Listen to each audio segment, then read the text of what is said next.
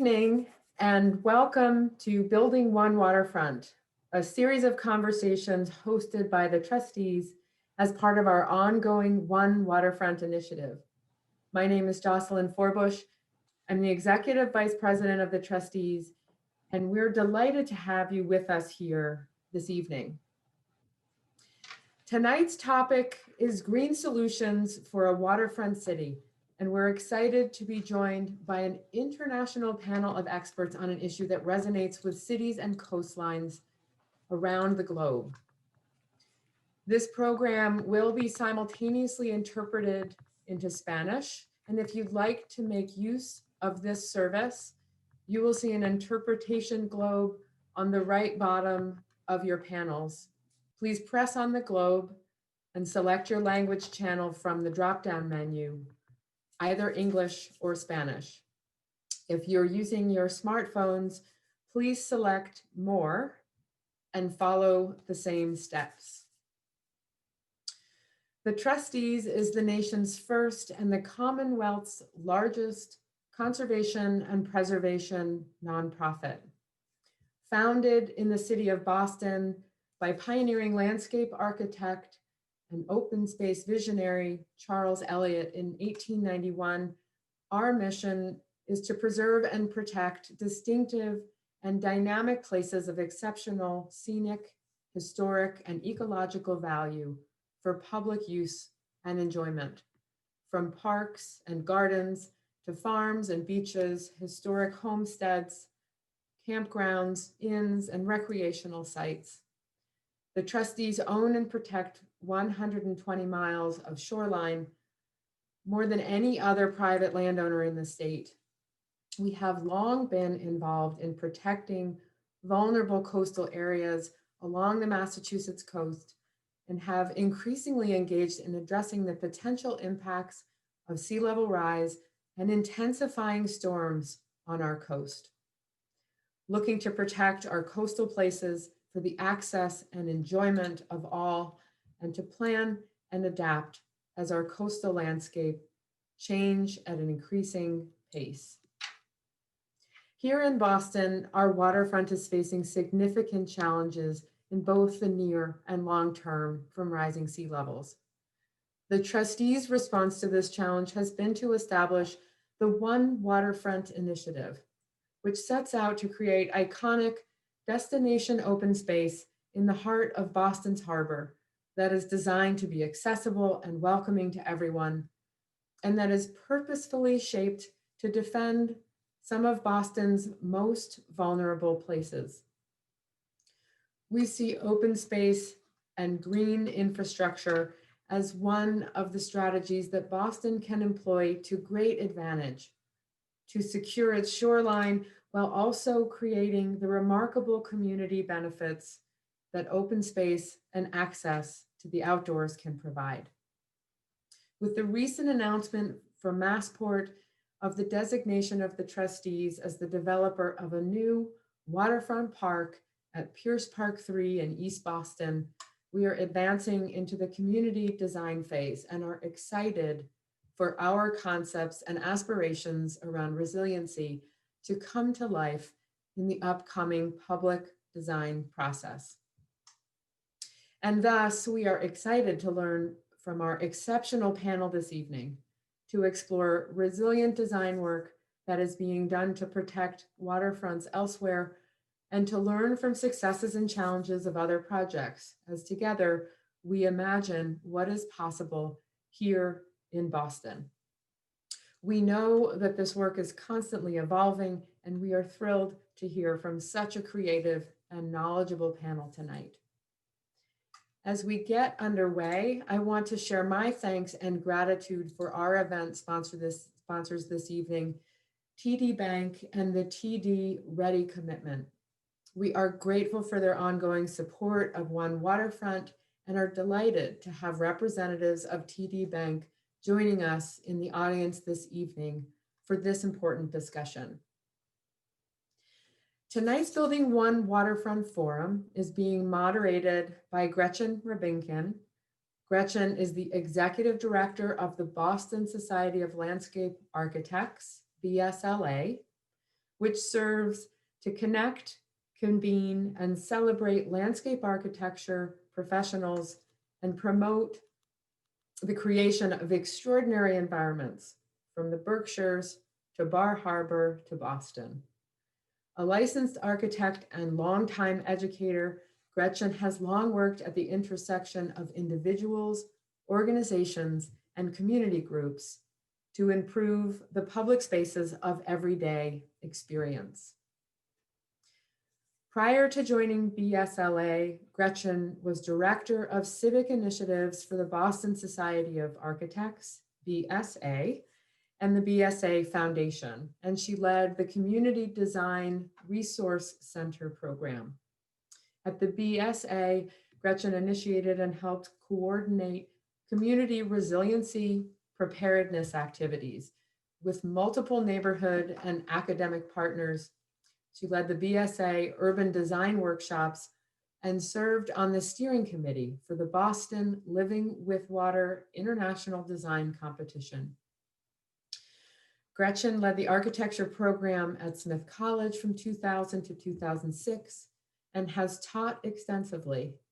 She's a former deputy editor of Architecture Boston and received a BA from Smith College and a graduate degree from Harvard Graduate School of Design. So thank you, Gretchen, for leading us forward this evening, and I turn it over to you.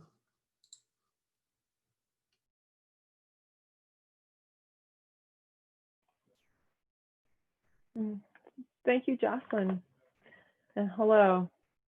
It is so nice to gather here with you all this evening. Thank you to the trustees for your leadership in One Waterfront, and to all of the community and civic partners who are part of this work. And thank you to TD Bank for sponsoring this forum.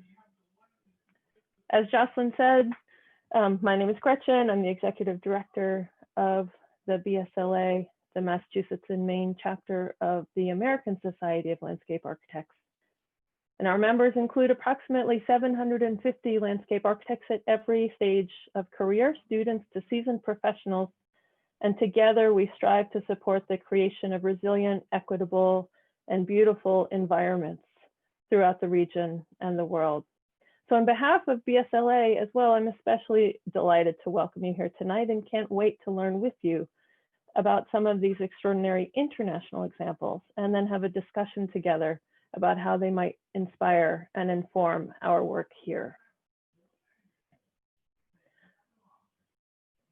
We also want to hear from you, the audience, tonight. Because we can't be in the same room, we have employed a number of interactive features that will help us hear from you. Throughout the conversation, we'll be asking for your participation with polls, word clouds, and by submitting questions for the panelists. To do this, simply go to slido.com, that's SLIDO.com, on your mobile device or computer, and type in the keyword One Waterfront, all one word. There's no need to register or log in. And here you can toggle back and forth between Q&A and polls, the two menu items at the top. Feel free to submit as many questions as you'd like throughout the discussion and upvote any questions you'd like answered, as our panelists will respond to as many as they can at the end. You can choose to remain anonymous or add your name to the discussion. And we will also have live polls for you to participate in throughout the program.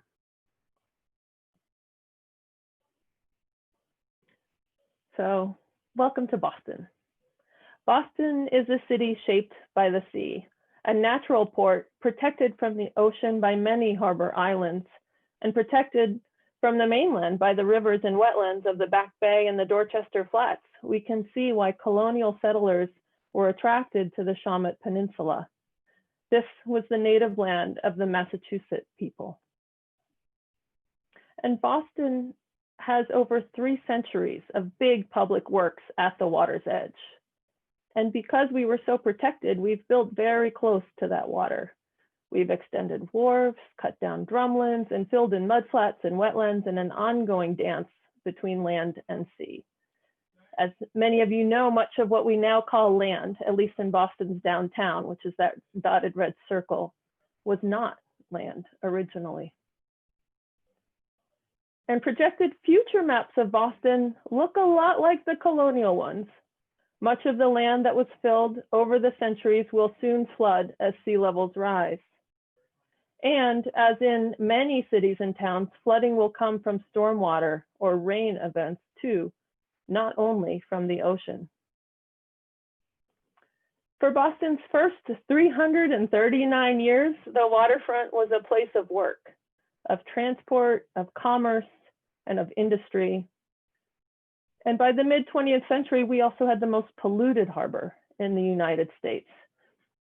But the opening of the New England Aquarium in 1969 marked a big turning point for the waterfront. Not only did the fish shift from nets to tanks, but for the first time in the city's history, crowds of people came to the downtown waterfront for recreation. And thanks to the Boston Harbor cleanup, the water would soon become an amenity too. This transformation of working waterfront to recreational waterfront continues to this day. And figuring out how public access can coexist with industry is an ongoing question. Another really big one is climate change. Here, a photo from the New England Aquarium during a 2018 storm. And as the aquarium wrote on their blog, sea level rise meets storm surge and spills over the harbor walk. Yet part of Boston's climate change challenge is also increased chronic flooding, even on sunny days. As sea levels rise, so will our regular high tides. Already at the annual king tide, the highest high tide of the year, Long Wharf floods. Here we have visitors checking out a 2019 king tide. In recent years, the city of Boston and many public, private, and nonprofit partners have analyzed climate impacts on the city. In 2018, Mayor Walsh announced his Resilient Boston Harbor vision, calling for solutions that use nature and provide benefits to those who live, work, and play here, as they also protect the city from increased heat and flood. As Mayor Walsh said, Boston is building not barricades, but beaches, parks, trails, and open space. This is our vision for a resilient Boston, a vision of a city more connected to its waterfront and to each other.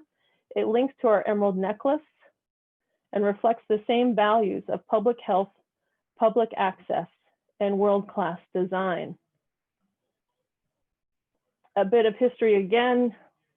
When the newly formed Boston Park Commission hired Frederick Law Olmsted to clean up the polluted water of the Muddy River nearly 150 years ago, Olmsted had just coined the term landscape architect. And indeed, to this day, that Muddy River cleanup created what we now call the Emerald Necklace, a beloved series of parks that not only provide public health and environmental benefits, but also offer places to relax, run, and play. The design of outdoor spaces for both environmental and human benefit is landscape architecture.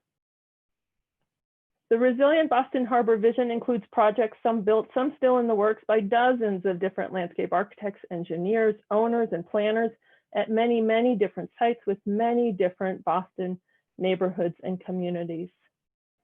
And One Waterfront is part of this work. As you know, the trustees' mission is to create significant parks in multiple locations around Boston Harbor that serve as world-class destinations, support diverse community needs, and utilize green solutions to help support the city's climate resilience goals. So tonight, we'll learn from other global cities and significant parks in those cities that regularly live with water.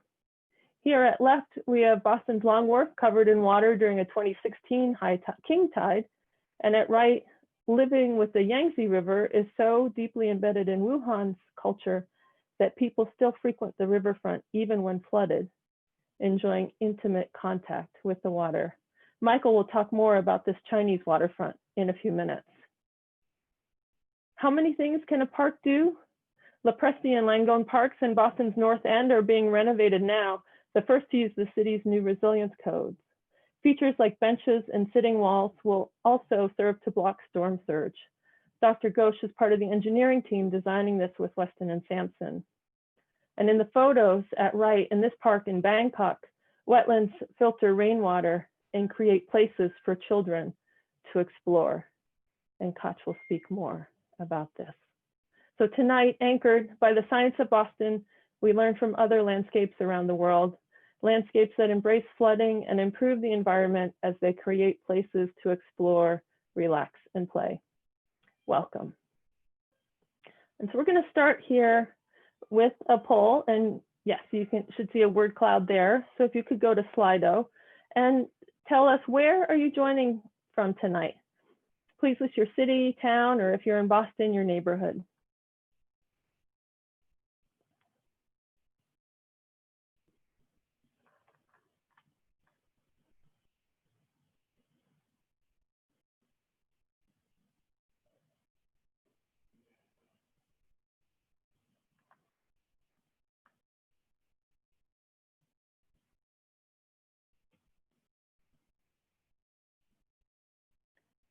This is great to see. We'll leave a few more seconds for this. So we have some folks from East Boston. So we had some images of East Boston there earlier. So originally 5 islands. And then we also have some folks here from inland areas as well, Andover and Jamaica Plain.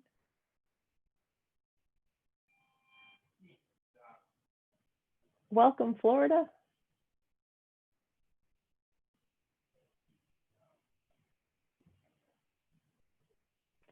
It's great to see folks joining us from across the region.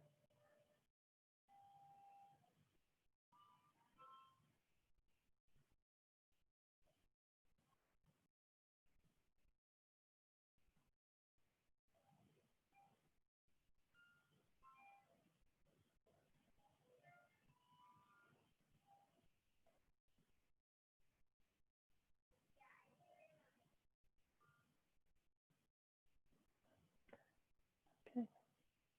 And so this is great. Welcome. And so to our panelists who aren't from Boston tonight, we have members of the audience who are coming both from coastal areas and inland areas to join our conversation this evening. We're leading off tonight with Michael Grove. Michael is chair of landscape architecture, civil engineering, and ecology, and sits on the board of directors at Sasaki, a global design firm with offices in Boston, Denver, and Shanghai. Leading much of the firm's work in Asia, he offers unique insight into the unprecedented transformation and urbanization of the region, informed by a rigorous inquiry of economic, ecological, and cultural influences. He believes that the role of the designer is to make cities more livable, equitable, resilient, and just. His distinguished career spans a variety of project types and scales, including regional planning, urban districts, and waterfronts. He's a fellow of the American Society of Landscape Architects, sits on the Placemaking Council of the Urban Land Institute, serves on the board of the Landscape Architecture Foundation, and is adjunct faculty at the Massachusetts College of Art and Design. So one of our local Boston landscape architects, Michael lives locally, I should add, with a very international perspective. Michael, we look forward to learning from you this evening. Thank you so much, Gretchen. It is really a privilege to be here tonight. And I have to say, it's also a privilege to be a landscape architect based in Boston who has the opportunity to work around the world and really to understand how other cultures value, celebrate, and engage with their waterfronts. I'm going to take everyone on a bit of a whirlwind tour tonight of 3 projects. From Wuhan, China, which we all know where Wuhan is these days for all the wrong reasons, the Saigon Riverfront in Ho Chi Minh City, Vietnam, and Shanghai Xuhui Runway Park. I'm going to begin in Wuhan because there are a lot of parallels to Boston. Wuhan is on the Yangtze River and is a city that's really formed by this working waterfront as a driver of its economy. Wuhan has also grown over time with this symbiotic relationship with the river that's also created conflicts. What once was elevated ground where the city was originally settled became more of a floodplain urban environment as people continue to settle and develop the city around the waterfront. That created a series of tensions, which required engineering solutions, whether those were levees along the riverfront or upstream dams to prevent flooding in the downtown. That has led to a system of parks along the Yangtze River in Wuhan, which are fairly traditional in terms of their approach. They're levee systems, again, with some promenades and trees and lawns, some wetland grasses, but fairly similar approach, kind of a monoculture along this entire waterfront, if you will. Yet people love this park, even during seasonal flooding that happens many times a year in Wuhan. Residents go out and continue to enjoy the park. Now, obviously, there are public health and safety issues associated with that. We were tasked about a year and a half ago with providing a new vision for how Wuhan could engage its waterfront park system. Looking at both banks of the Yangtze River, we have addressed 10 linear miles of waterfront along the river in the city, and really began with understanding it as a kit of parts. There is really no one condition for all waterfronts in any city around the world. It is a system of different uses throughout the city, sometimes in one cross section and sometimes at different parts. But here in Wuhan, which had a very industrial legacy, we were able to combine existing bridges and ports and barges with occasionally ecological ideas that were already existing, like marshes, the existing park, and then obviously the infrastructure of the embankments that we had to deal with. We really felt this was an opportunity to celebrate this wonderful legacy of the industrial past along the waterfront. There were 68 existing elements, whether they were barges or railroad tracks or some bridges along Wuhan's waterfront, that could really speak to how this place was used before a 21st century urban environment really relegated those to its past. It was also an opportunity to use that to talk about climate change and to talk about flooding as a constant within the city. So rather than turning our backs on the flooding and trying to keep nature at bay, we really wanted to celebrate this as part of the dynamic force of the river. We were able to use some of the existing barges as new destinations. What's really interesting about some of these barges is that although abandoned, they have been reseeded by nature. The floodwaters deposit silt on the barges that are floating out in the river, in their moorage. Birds have dropped seeds and plants have started to grow. Residents have created guerrilla farms and agriculture out on some of these barges. So could we create this as a place for people to get out into the water and experience a new nature, something that is formed on its own and not necessarily designed? We also wanted to, again, be able to use some of these plazas. And this is an example of one that we created of metal mesh that during low tide conditions, people could access. And in high tide, it would be submerged. So there's this play with the waterfront edge that allows you to experience it differently depending on the time of year or the time of day that you visit. There were also opportunities for celebration of local arts and culture and performances using, again, the backdrop of some of these bridges and the river as a stage. Could we use the levee environment as an amphitheater where people could sit and take in the view and enjoy outdoor performances in a public venue? And again, still allowing those places to flood and to be used, using the existing catenaries that accessed many of the barges on the Yangtze River in Wuhan as an opportunity for performers to get out there while the audience was safely back beyond the floodwaters. Also celebrating some of the existing culture, locating food markets along the waterfront, libraries inside, tucked behind some of the levee walls, really activating these spaces that were once just pieces of infrastructure. Ecologically, we were also looking at how to repopulate a much more meaningful edge. Instead of just the existing marshlands and mudflats that were already there, could we, through nuanced topography and new plantings, find a way to enrich the biodiversity of the site even further? This added economic value as well. The mudflats and that monoculture Phragmites marsh that existed was something that a lot of residents who lived along the waterfront or developers who are interested in parcels along the waterfront saw as a bit of an eyesore. But with minor landscape interventions that created a richer and more biodiverse environment, could we create a new park that would be an ecological amenity for people to enjoy, whether you're a bird watcher, walking through the boardwalks, or a kayaker interested in fishing and some of the local species there.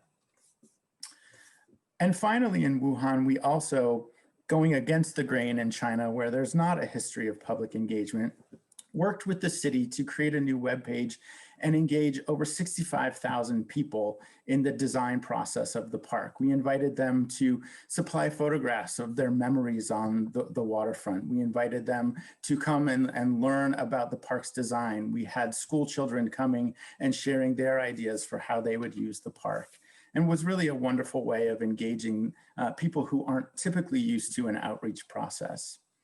The next project I want to share is in Ho Chi Minh City, Vietnam. This is the historic port of Saigon, built by the French in the 1850s. Served a very important role during the Vietnam War as a base for a lot of the American imports of troops serving southern Vietnam, but was decommissioned last year in favor of a deepwater port. It really is emblematic of the change that Vietnam is experiencing at the delta of the Mekong River, and the climate impacts that really create flooding in many times of the year that, again, like in Wuhan, people just take as part of regular life. I don't think this is the way that we should be thinking about cities going forward, as just accepting that climate change can overpower us when we have the opportunity through landscape to change that dynamic. Like many other cities, it's not just sea level rise, it's monsoonal floods, it's saline intrusion from our groundwater extraction and the land subsidence that comes with that. It's this myriad of factors that's really impacting what's happening in Saigon. Now, we were engaged by a developer who saw an opportunity to rethink this port as a new economic opportunity immediately adjacent to the downtown of the city. What we quickly realized working with them, though, was that there was a marginalized, economically disadvantaged community immediately adjacent to this port. These were the port workers who, for many years, never had access to the waterfront because this was a working waterfront fenced off from their community. We also learned that it's one of the densest places in all of Ho Chi Minh City. And it's one of the most underserved in terms of the amount of open space it has, the amount of tree canopy it has compared to the other parts of the wealthier city. And so we were able to convince the client to allow us to work with the government to step back and rethink the entire district beyond its waterfront. How could we create more open space connectivity, accessibility in a much more democratic way to this waterfront? We compared access to open space in Saigon with other global cities around the world and created a new vision for this waterfront, which was much more inclusive and engaging of that existing community. One way of doing that was to make it much more overtly porous than it ever has been, enhancing all of these connections back into the street network of the district adjacent to the port. We also used the waterfront as an opportunity to create a water receiving landscape where over 24% of the site is a landscape that allows for floodwater to enter into it without disturbing any of the new development or the existing development behind the site. We also looked at tree canopy coverage, 25% on the site. This is extremely important in a place like Ho Chi Minh, which is a very hot and humid place year round, where by staggering tree heights, we're able to divert upper level winds and recirculate them to create a more comfortable microclimate for humans at the ground level. We created 11 new civic plazas along the waterfront, again, making this a very democratic and accessible waterfront for all of the people of Ho Chi Minh City. This was related to the existing street life that District 4 offered with its food markets and outdoor cafes, really pulling in the French influence from its colonial times and how the city really revolves around its network of outdoor cafes and restaurants, and using street life as a way to celebrate that accessibility for all. We wanted to find a way to also make it uniquely Vietnamese, incorporating its identity, its holidays, its festivals into the use of this public space. And finally, again, in an effort to make it much more democratic, use these plazas as an opportunity for people to gather. This is one of my favorite plazas. You'll see immediately across the river is Ho Chi Minh City's new soccer stadium, which is currently under construction. Now, we realize a lot of the residents of District 4, and in fact, the rest of the city may not be able to afford a ticket to the game or have the opportunity to go. We actually wanted to create a plaza where they could still celebrate the energy of what was happening across the river in that stadium, but with an outdoor floating movie screen, be able to watch the match live and gather with their compatriots and be a part of that entire celebration of sport. And I don't know about you, but I would much rather be in this plaza watching the game outdoors than cramped into one of the small seats within the stadium. Resiliency was also a huge factor here. This was an existing waterfront where we had to deal with existing grades. We wanted to retain a lot of the historic buildings, some of the features like the cranes. There were two historic colonial buildings here, a customs house and the Ho Chi Minh City Museum that we wanted to keep on site. So we couldn't elevate the site in all conditions. We could look at creating floodable landscapes, flood resilient structures, and where possible, terracing and elevating the landscape as you see here, and doing it in a very subtle way that still engages with the waterfront, but pulls development out of harm's way. We also thought about the future, understanding that when this district is built 20 or 30 years down the line at full build out, the existing parking requirements that are code in the city right now may be outdated as we move to a more shared economy around car sharing or even autonomous vehicles. Could the bottom story of the underground garages be used as a cistern to store floodwaters in the future? Could we create a boulevard of rain gardens, again with underground cisterns and infrastructure that holds that water, potentially using it as gray water within some of the buildings? And finally, we also integrated the community in this process as well, going out and asking members of the District 4 community how they envisioned using the waterfront in the future, and then creating avatars, really talking about how they might experience the waterfront and the economic benefit to the existing community. And finally, the last project is not exactly a waterfront, but it's waterfront adjacent in Shanghai. This is the Longhua Airport, which was China's first civil aviation airport. It's a very industrial waterfront in Xuhui District, just south of the downtown, which is quickly transforming. And you can see the existing conditions on the left, very industrial, petrochemical kind of landscape, to one that's very, very quickly changing into one of urban development. This is an overview of the park as built last year, where we really pulled upon the linearity of this runway landscape to create a series of rain gardens and other water receiving landscapes that, even though it's not exactly on the river, it still is impacted by the dynamics of the river. This is, again, a delta area, very low lying, susceptible to urban flooding and stormwater conditions. So could we use these gardens as a way for people to experience this linear landscape in a new way? and engage with the waterfront while not directly on the main river, still find ways to integrate canals that reference the river immediately next to the site through boardwalks and rain gardens that allow people to feel as if they're in a waterfront landscape, even though they may not see it. We also were able to play in very playful ways with some of the grades. You can see the walkway here, which very gently goes up and down, mimicking the ascent and descent of an aircraft.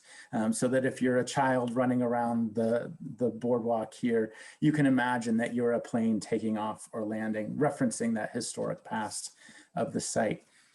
This is just a slide that shows how these rain gardens work, capturing all of the street runoff from the adjacent landscapes and bringing them and filtering them back through the groundwater.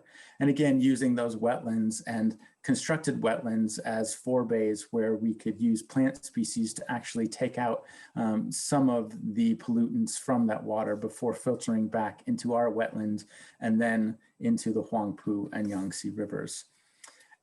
And again, using the linearity of the park to really celebrate these long views and connections to the winding river in the distance. So even though you're not immediately on the waterfront, you have that connection and context that it's immediately nearby. So with that, I would like to pass it back and thank you for going on this tour with me of these parks around the world. Michael, thank you for this tour. Wow, and there's more. Let me just remind you all that Slido is open. Please use it as a means to ask questions or vote questions up so that that can seed a discussion in a few minutes. Welcome. Katja Korn-Verochem is founder of Land Process and the Porous City Network. She was featured in Time Magazine's 2019 Time 100 Next, a list that spotlights 100 rising stars who are shaping the future of the world, along with their list of 15 women fighting against climate change. Verochem is the chairwoman of Landscape Without Borders of the International Federation of Landscape Architects, Asia Pacific region. She's a TED Fellow and has a great TED Talk, an Echoing Green Climate Fellow, and was featured in a video by Bloomberg Quick Take just released yesterday. She received her master's in landscape architecture from the Harvard Graduate School of Design and was visiting faculty here at Harvard last year. Katja, good morning to you. The time in Bangkok is 12 hours ahead of us. One of the silver linings of our Zoom world is the ability to have international conversations like this one. Katja, we offer you a big virtual welcome back to Boston. Thank you so much, Gretchen.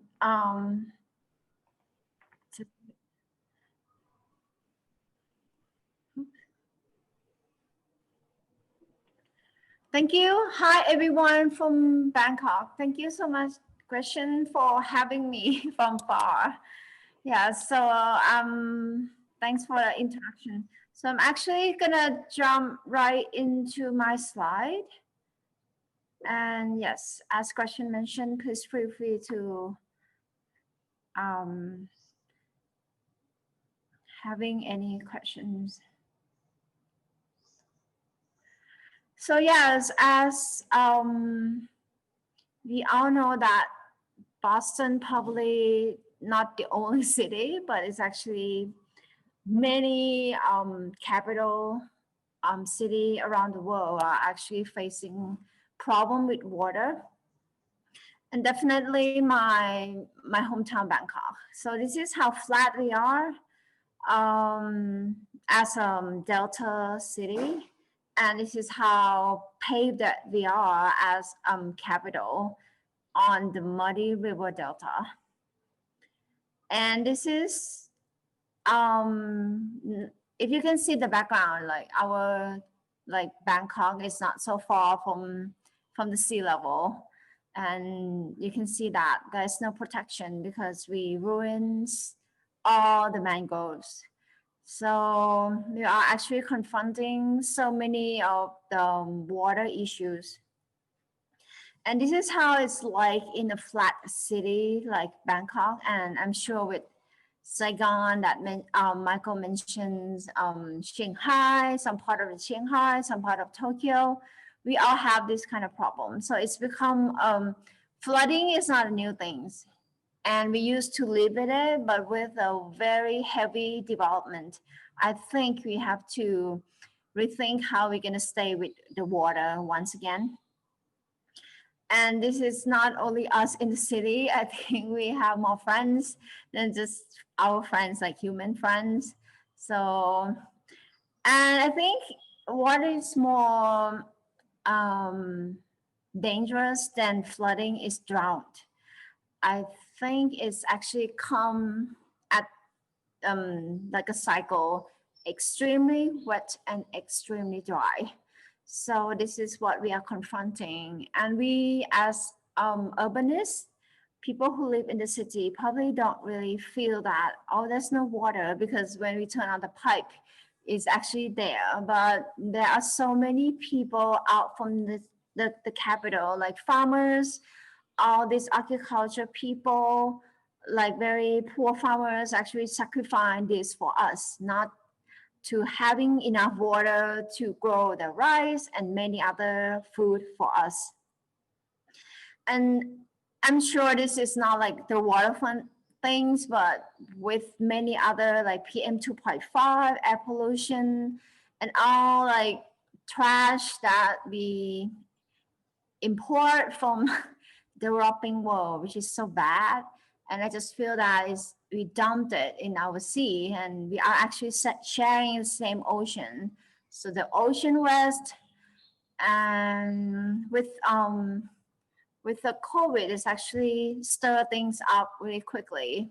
And we cannot just go as a business as usual talking about GDP anymore, I feel, because by burning the field, sitting on the traffic, we're actually raising up the GDP, and staying family is actually slow down the GDP. So I just feel that the world needs to rethink the way we think about our city and even evaluation of the city. So I think we are at the point, adapt or die, and even right before the pandemic, but this pandemic make it really clear that either adapt or die. So this is my work. I can share with you this video.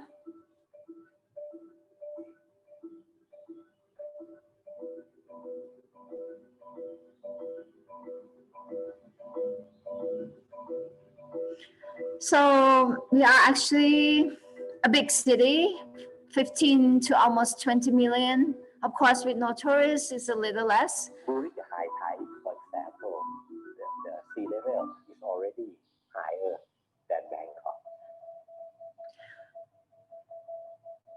So we are actually using lots of engineering system to working with our water in the city.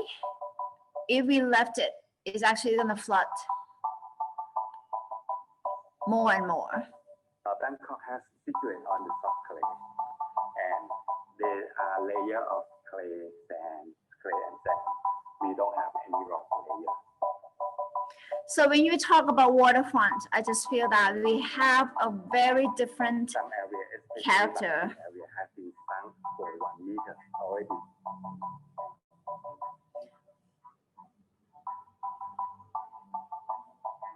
We don't concern much about our natural waterways, which is canal. So that's mean we neglect about how the water will drain.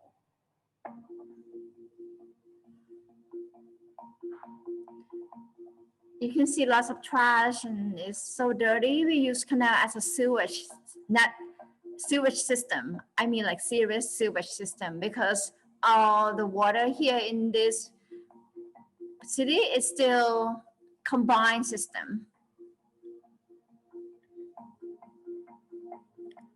So not only just natural waters challenging, but it's also the engineering, the way people use water, the way we get water. I just feel that it's become an interconnected problem. This is part of the solution that can be be replica in other city or within the city, that we need more space, more place to hold the water. So rather than redo all the engineer pipeline, I think we need to develop our city with the mechanism of buildings that can hold water, landscape that can hold water, helping this pipeline, which is not sufficient for this rapid growth of development. I think there's so much work to be done, and we need to act faster. We have to be very more action-oriented rather than just keep all this research of climate change on the shelf. So the policy maker or the community have to come together. It's a good start, but it's not definitely not enough.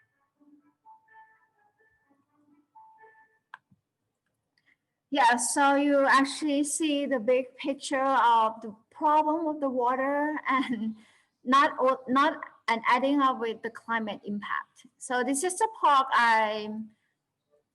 we actually gonna skip. This is like the part that we are flat, so we incline the whole park to collect every drops of rain and equipped with the rainwater tank underneath. And the park equipped with green roof with architecture, wetland, and the retention pond at the end. So people can help be part of the cleaning up the water. And last year, Mr. Antonio Guterres, the UN secretary, came to park to visit. It's such a big support to me. And one thing that talking about every city, and especially for the city that have a lot of water like Bangkok, and pandemic make it really clear that the food security, and even everyone understand that, oh, we can grow everything all year round in such the land of Bangkok, but we actually suffering so much with the food security as well. With the way it's not very sustained, how we eat meat, and how all the rice field, the rice paddy that helps the city hold the water, turn into the concrete. So this is the biggest urban farming rooftop in Asia that I helped create with the architects, with the Thammasat University, the client. So this is the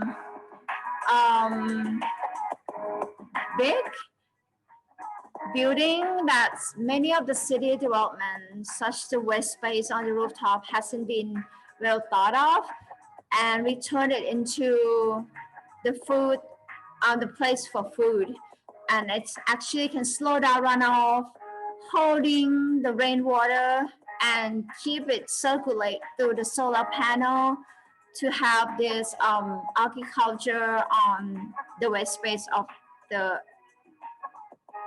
roof. And it's very simple that we got the influence from the way we used to live with water in the mountain area of the northern part is rice terraces. And thinking about if all this mountain area, like all the building can absorb water and grow food for the city, it's actually we're gonna be very well off with many other problems.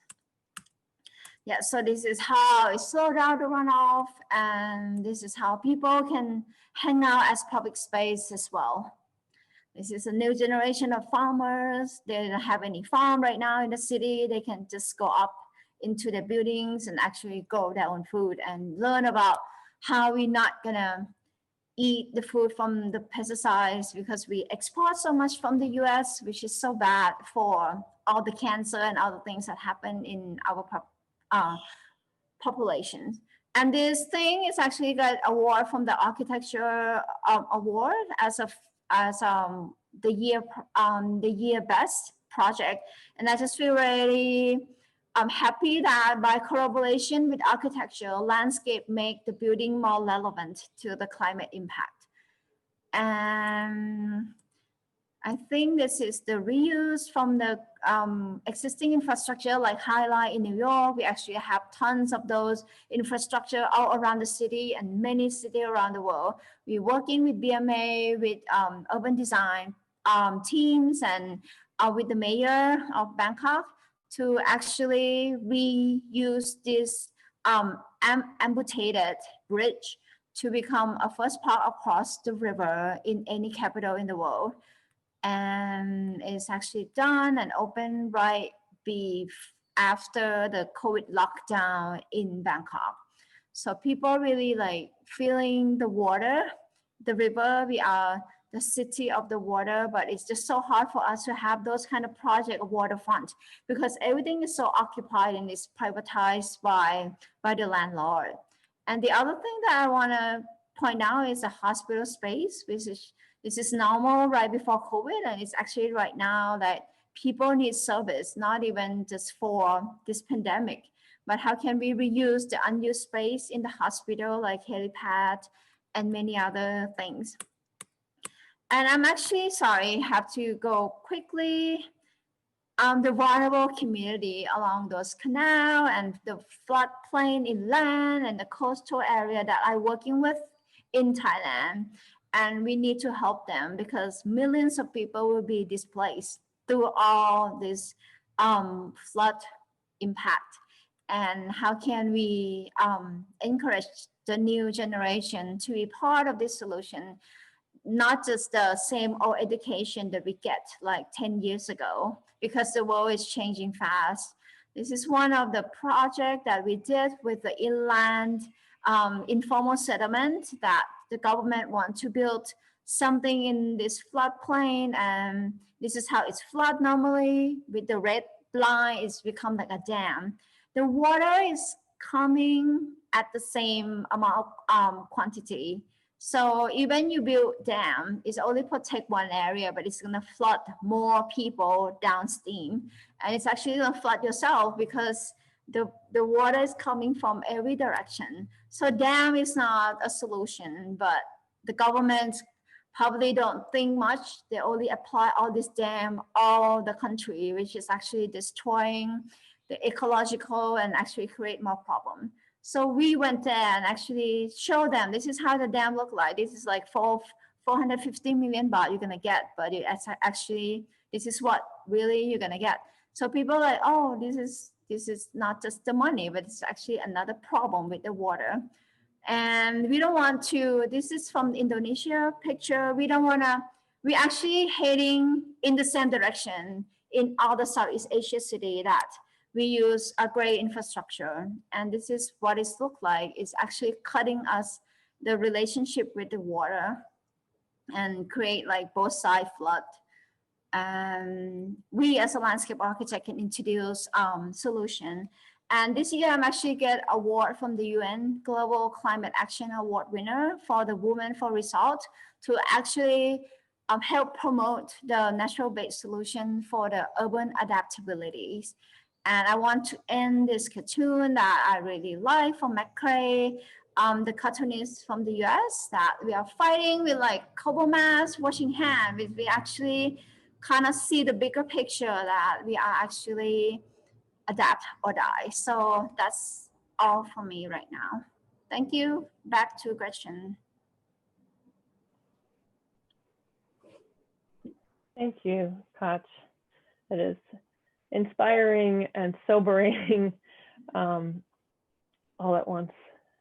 All please continue to join us in this discussion in Slido, and we'll get to those questions shortly. But first, I'm delighted to introduce Dr. Indrani Ghosh. She's Resiliency Technical Leader at Weston & Sampson, a multidisciplinary engineering and landscape architecture firm founded in Boston in 1899, now with nearly 24 offices across the Eastern United States. Indrani has over 15 years of experience as a water resources engineer, lead modeler, and technical lead in climate change resilience projects. Dr. Ghosh has specialized in developing complex hydrologic and hydraulic models of urban collection systems, leading interdisciplinary teams and stakeholders through risk-based prioritization of adaptation solutions. She has industry-leading experience in translating climate change projections to engineering design criteria for new and existing infrastructure and modeling climate impacts for the purposes of vulnerability assessments and adaptation planning for many projects in the Northeast. Indrani received her PhD in civil and environmental engineering from Northeastern University. Dr. Ghosh, thank you for joining us. Thank you for grounding tonight's inspiring global examples with what's happening here in Massachusetts. We look forward to learning from you.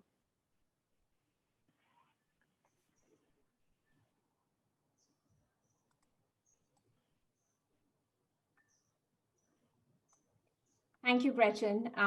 Thanks a lot for that introduction. I'm just trying to see how I can start my video. There I go.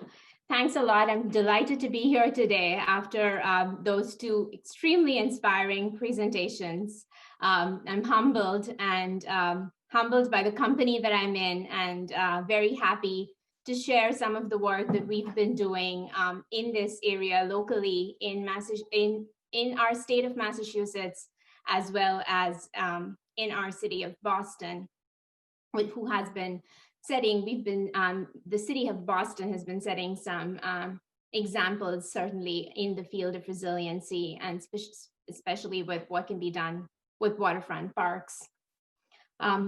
Gretchen, thank you for introducing again. For those of you who may not know, yes, we have Weston Sampson. We've been around for 120 years now almost, and we've provided services related to engineering, architecture, and design. And all of those in all our services, we're trying to make sure that resiliency is very much integrated in all the disciplines and practices and all projects that we are currently working on. This is just a snapshot of the projects that we have been working on in the state of Massachusetts, and there have been several others that a lot of other consultants and my partners have been working on. But this essentially shows that the Commonwealth has been taking a leading example in the nation. We've covered, I think, we've done a lot, and yet there is a lot to do, as we heard from the other two presentations, working with multiple municipalities and state agencies, working with private entities as well, and trying to sort of build that public-private partnership where those opportunities arise. Notable projects include the Division of Capital Asset Maintenance and Management, the MBTA, the Department of Energy, and several others. I'd like to share with you a very exciting endeavor that the state is currently working on, and it is called the Resilient Massachusetts Action Team. The Commonwealth is one of the first in the country to come up with a combined or integrated state hazard mitigation and climate adaptation plan. And that plan prompted the Commonwealth to come up with design standards that need to be consistent, that built environment assets, including buildings, facilities, infrastructure, as well as natural resources, need to be designed to the common standards of resiliency. And that is a leading example that we're taking here by establishing those common standards. We're working on this project to develop an initial risk and exposure screening tool that state agencies as well as municipalities can use when they are designing physical infrastructure assets or natural resources, for that matter, for parks. You can use this tool to determine what your future climate risks and exposure to future climate hazards are likely to be. And then accordingly, this tool will provide design standards that you can use to implement the projects, the design of your projects, by determining what planning horizon you need to design to, what recurrence interval, what storm depth and intensity you need to design to. And this is, you'll see that my slide has a draft stamp on it, and that's because the state is going to be releasing this tool sometime by early next year. Hopefully by spring of 2021, this tool is going to be released. And will also provide design guidelines for both built infrastructure as well as natural resources. in terms of coming up with a resilient design approach, really it is a 4-step process of evaluating current and future climate risk, in terms of conducting a regulatory review to first determine if there are regulatory hurdles that will be encountered in the design process, establishing the basis of design for climate resilience, which is what my earlier slide spoke to in terms of establishing those consistent design standards that different assets, different infrastructure systems can adopt. And then most importantly, providing these actionable design recommendations for the projects to adopt. The climate parameters that we are commonly using in our design can be bucketed into these 3 primary climate parameters, as we call it, related to sea level rise, storm surge, extreme precipitation, and that has many aspects related to inland flooding, landslide, and ice storm, as well as extreme temperatures related to drought, fire, and wind. And we heard from Koch that drought can be, is probably one of the more serious events that we're not prepared for as much in this area.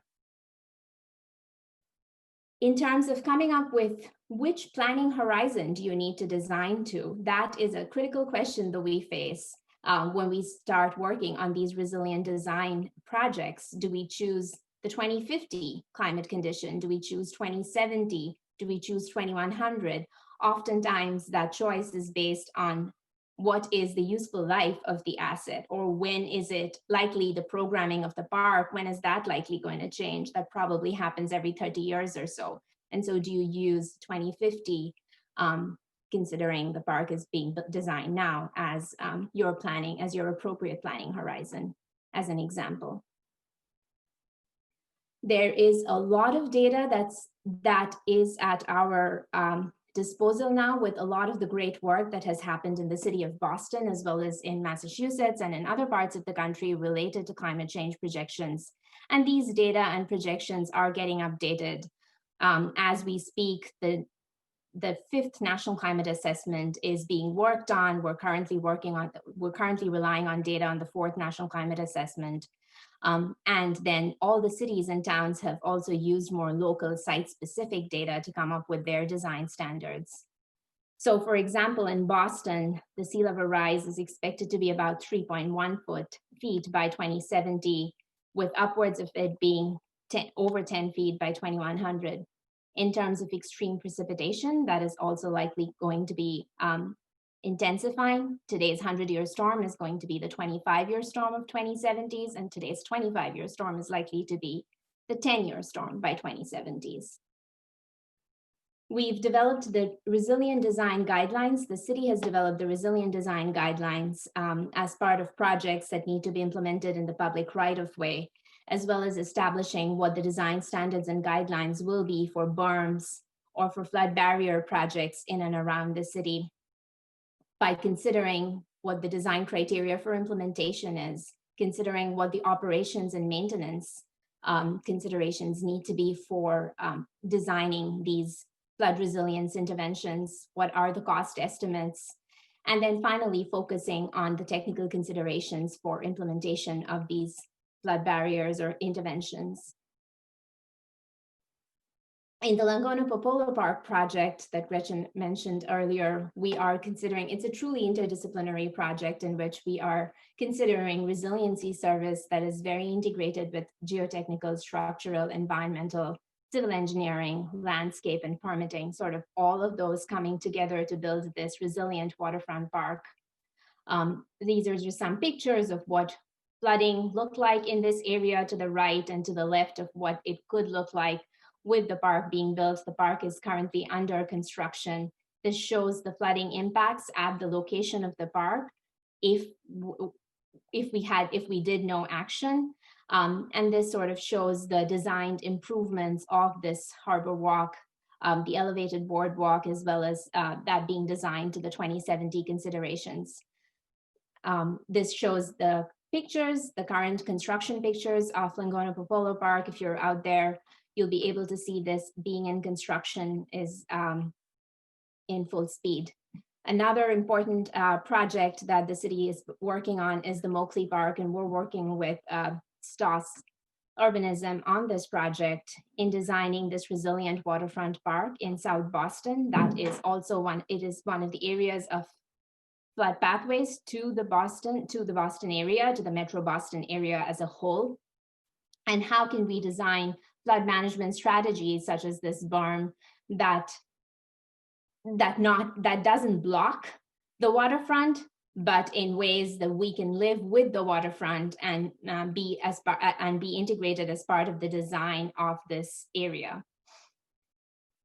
The urban heat island impacts are something that we are considering in this project. As we heard Michael speak about that, these considerations are being integrated in the designs that we are working on to make sure that urban heat island is mitigated with whatever approaches we are taking. This just shows, the left panel here shows how in a park you could also have urban heat island impacts. On a 95-degree day, there are pockets of the park which are more hardscape, which have more impervious area, have a higher temperature differential. And this shows some of the planned canopy improvements, increase in canopy that we're planning at the park to reduce the UHI, in addition to canopy increase, looking at lighter colored paver materials, that have a high solar reflectance index, for example, that can mitigate the UHI impact by reflecting the heat, as well as providing structural shading. Another very interesting project that is happening in the Metro Boston area is at the Draw 7 Park in Somerville, Massachusetts. This park sits at the helm of one of the most critical infrastructure that the Boston area has, which is the Amelia Earhart Dam. It is a dam that is owned and operated by the Department of Conservation and Recreation, DCR, and is one of the most critical assets in protecting the Metro Boston area from the effects of sea level rise and storm surge.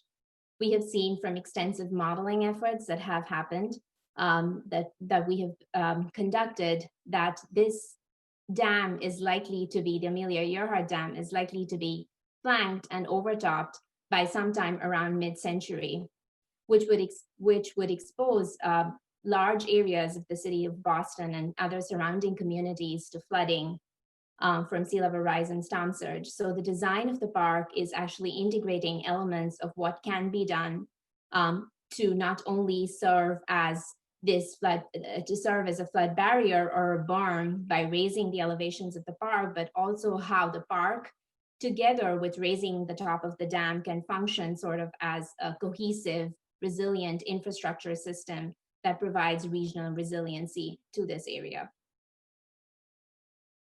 Another interesting project we're working on is in Portsmouth, New Hampshire, on the Prescott Park project, which is an area that has been prone to flooding, but we're looking to see the improvements that can be made at this historic park that will, to some extent, mitigate the flooding at the park, as well as what can be done to mitigate flooding in the neighborhood, in the surrounding areas. So looking at where we can make connections, stormwater connections through the park, where we can put an underground storage tank, for example, where can we use green infrastructure to improve stormwater management at the park, as well as employing that with some gray infrastructure strategies, such as installing tide gates at these outfalls at the park location to mitigate flooding at the park as well as in the neighborhood. And finally, I'd like to leave with sort of this picture here that speaks to a lot of the resilient waterfront projects that are happening in our great city of Boston and in surrounding areas. And really the thought there is the establishment of this resilient waterfront is needed and can achieve the resiliency that this area needs in terms of both infrastructure as well as economic, as well as social resiliency. And most importantly, the park can serve as a lifeline to the community and the neighborhoods, as well as increase the resiliency of this greater Boston area. And with that, I think that's the end of my presentation, and I'd hand it over back to Gretchen.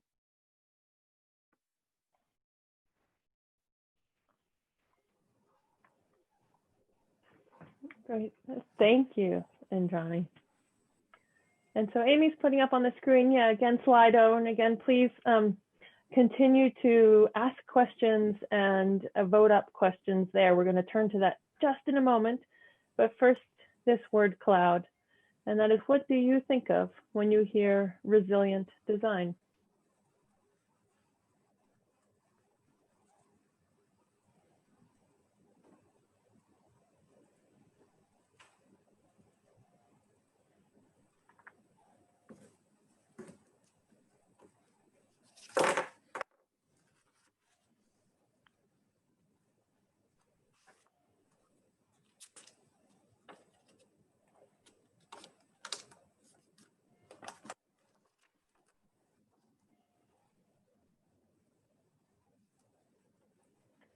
It's interesting to see innovation, big green infrastructure, big. I'll just read some of the things that are popping up: dependable, flexible, multi-purpose, prevent flooding and erosion, adaptation, adapted to environmental changes, Boston's future, flexible, green. Great. So at this point, I'm going to ask the other panelists to please turn on your videos so that we can see you as we come to these questions. And these are the questions that are coming from the audience. And I think actually this top question is a great one to lead us off, because it's really talking about lessons learned. And it's also asking us to clarify, because there's a lot of plans out there, but what is actually done and what can we learn from that stuff that's been done? And so to just read the question directly, what can Boston learn from these case studies in other parts of the world? And yes, we are talking a lot about resilience, but there's not many projects, completed projects, to show yet. Michael, may I call on you to lead us off with that question? And then Koch, after Michael, I would love to hear your thoughts on that as well. Sure, thanks, Gretchen. So, the three projects that I shared today, two of them are in permitting right now, and one of them is actually constructed. And I think it's important to understand that process is critical to this, and especially the kind of engagement and outreach process with the community beyond just the design process. And so that, I think, would be the first point I'd make, is that community engagement is really an opportunity to educate beyond how we traditionally engage in community meetings with a small group of people who are maybe available. We need to be more creative in ways to bring more people into the fray and hear their voices, and really learn from them and use this as a teaching moment to talk about how climate change will impact them in the future. So that's kind of one lesson learned. I think the second one for me is that functional landscapes don't always have to be ugly or dominated by big infrastructure. We heard green infrastructure, and the word cloud is so significant there. But these landscapes can be beautiful and functional at the same time. I think Xuhui Runway Park that we showed, much of Koch's work as well, has an artistry and a poetics to them, in addition to serving a very real and functional purpose. And I think the last point is that all of these landscapes can really celebrate the identity that's unique and specific to their place. There is never a one-size-fits-all model for resiliency, depending on where you're working. It's climate specific, it's culture specific. So it's really a chance to reinforce the identity of the waterfront or the city wherever you're implementing these strategies, and not just finding a way to kind of cut and paste from other solutions.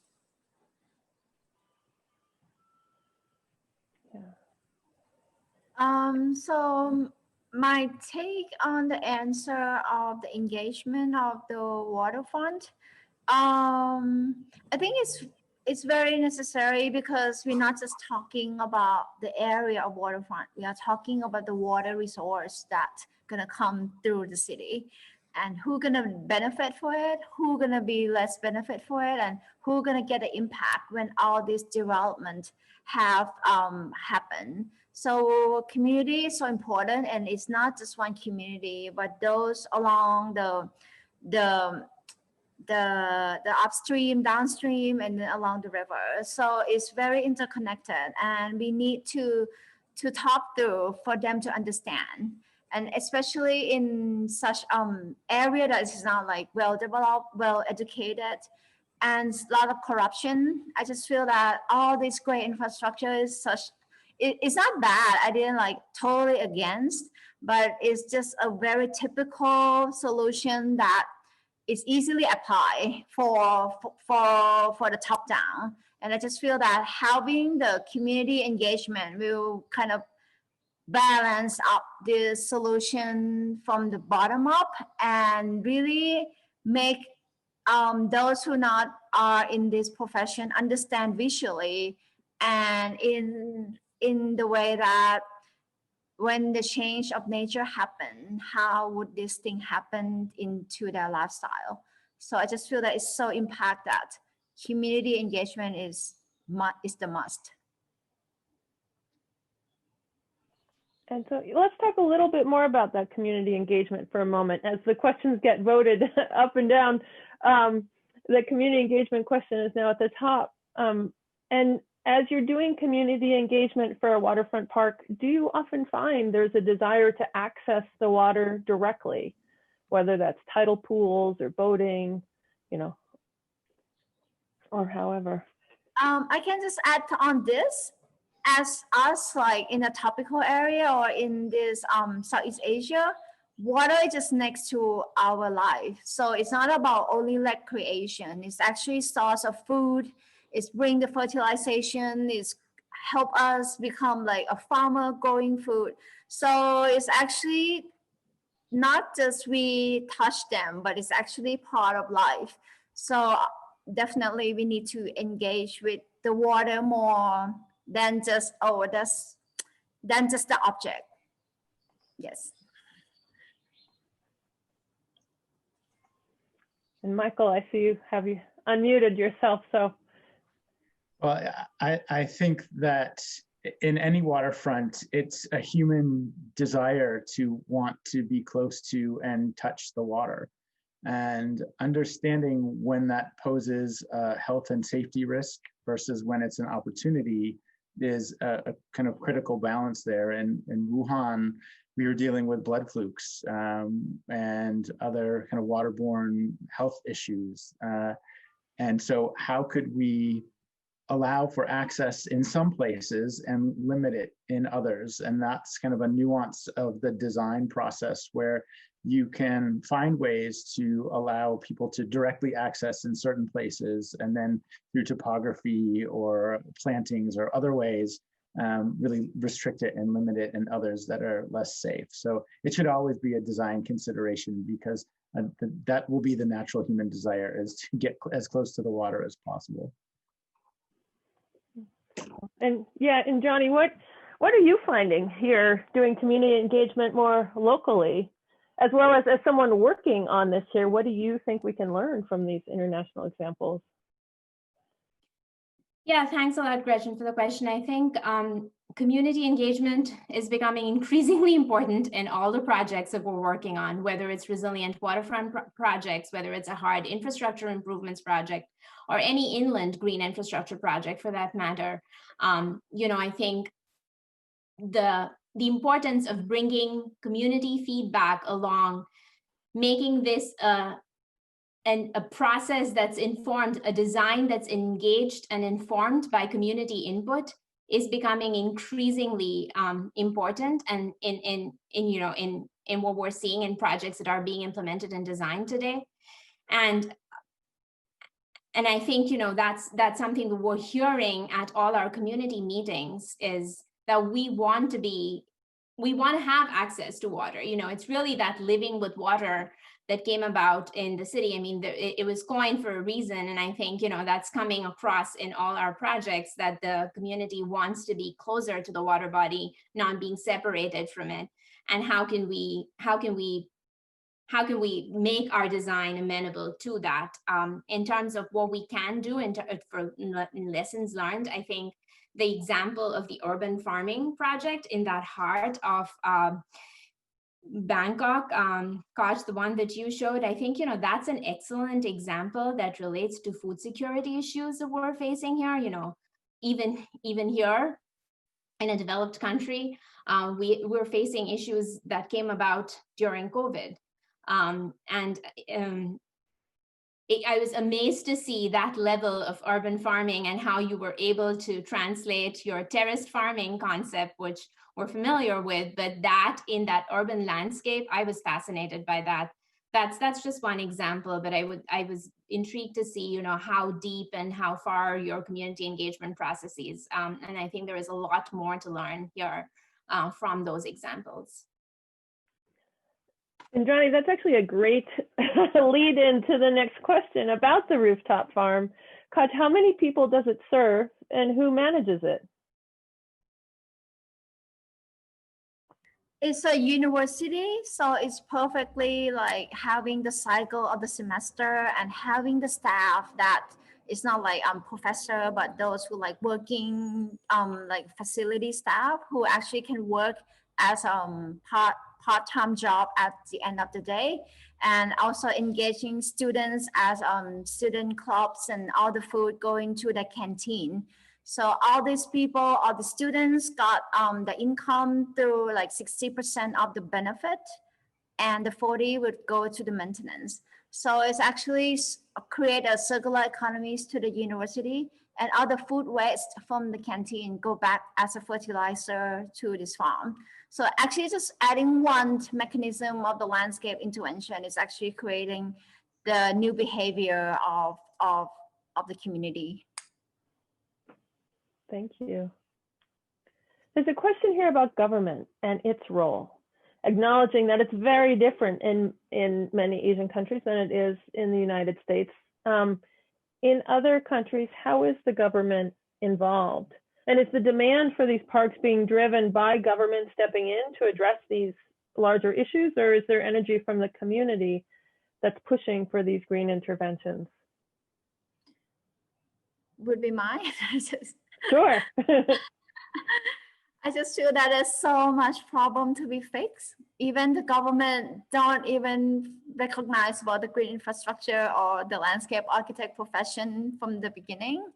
And people still feel like they need solution right away, the short-term solution, even that.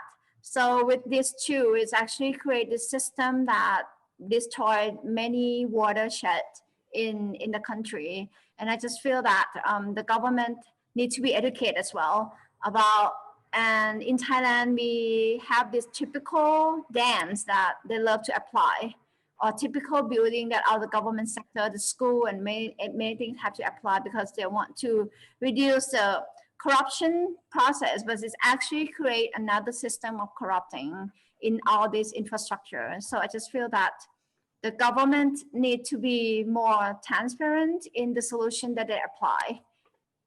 And landscape architects have to go help to figure out this dialogue.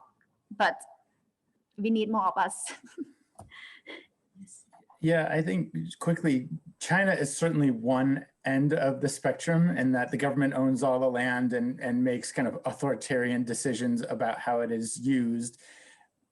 But the silver lining in that is that there's a deep appreciation for kind of the planning process, the design professions, landscape architecture in China, and a deep understanding of environmental issues and how China needs to begin to lead in tackling some of them. So it becomes a priority in places like China. And I think that's why you see such support behind these huge infrastructural changes to waterfronts, or anything that, it includes ecological reestablishment or resiliency. Vietnam's somewhere kind of in the middle, where I think the government wants the knowledge, but doesn't necessarily have the funding to do it. They rely on a lot of World Bank grants, international knowledge.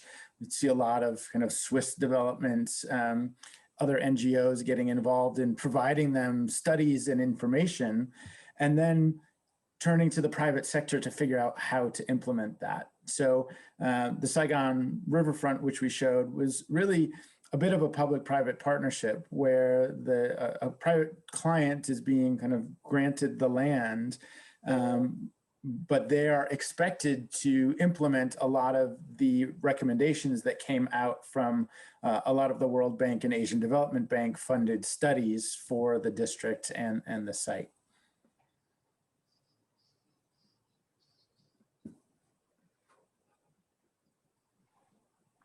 Thank you. And I've got my eye on the clock and it's 8:30, but we'll end with a speed round question. And that is the next one in our list. As experienced professionals, what tips do you have for people looking to get into the urban sustainability and environmental design field? Indrani, may we start with you? Yeah, sure. I think in terms of as tips, I would suggest that really trying to understand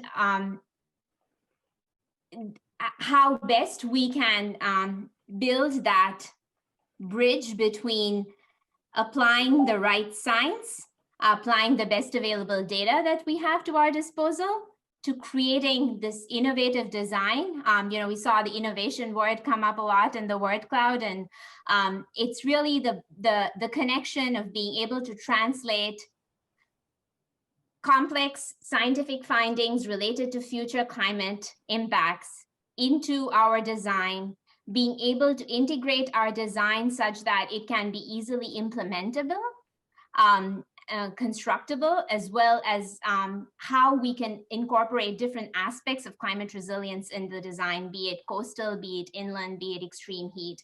I think really that's sort of one of the pivots that we are facing as design professionals, is not just tackling one piece of it, but looking at it from different aspects, and then most importantly, being able to incorporate community engagement in our design. I would say volunteer. There are so many organizations that are working around the realm of the waterfronts, urban sustainability, environmental change, that once you kind of become embedded in understanding them and what their priorities are, you'll have a better sense of the focus you want to take on, and find the right program for you or the right organization to support you. But I would say start with being open-minded and curious and volunteering in as many of these organizations you see doing good in your city around urban sustainability and environmental issues, and try to get involved. Yes, I do agree with Indrani about make it very simple for people to understand us rather than using so much technical words, especially many communities that I'm working with. And I just really feel that we need more of younger generation to actually embed or see all these things. And we also need all the solution in such durable, affordable, and people can make themselves like the way they make their own homes. Because if it all have to be so technical, so expensive, and only in developing condition, I just feel that we probably not going to be fast enough to tackle this problem. So cheap, simple, doable, everyone can apply. Yes. It might be a great word or thought to end on. Koch, Indrani, Michael, thank you so much for being with us this evening, and thank you all for being part of this. There were many questions that we didn't get to. Some are technical questions like around gray water collection or native plants, and those things we can answer in the follow-up blog from this. And likewise, I just want to remind you all as well that this is part of a series and a much longer conversation and dialogue, as much as we can do that through our online means. So these questions too about fostering gentrification and enhancing social disparities are vital questions for us to think about, both in these international projects and especially locally too. And so this video will become part of the One Waterfront City or part of the One Waterfront videos by the trustees. Thank you all for being part of this larger dialogue. Jocelyn. Thank you so much. And really on behalf of the trustees, I just want to thank you all for joining us this evening. What an amazing scope of issues, from the scale of the challenge and how Boston has such a great opportunity to learn from places and to be inspired by other places around the globe, food access issues, equity issues.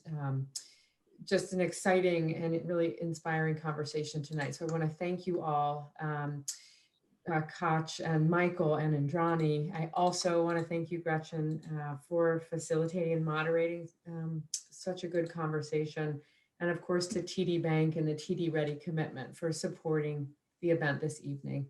And again, just to learn more about how to get involved with the trustees, One Waterfront Initiative, you're welcome to go to our website at onewaterfront.com. We look forward to engaging with you along the way in this series and want to thank you again and wish you a great night.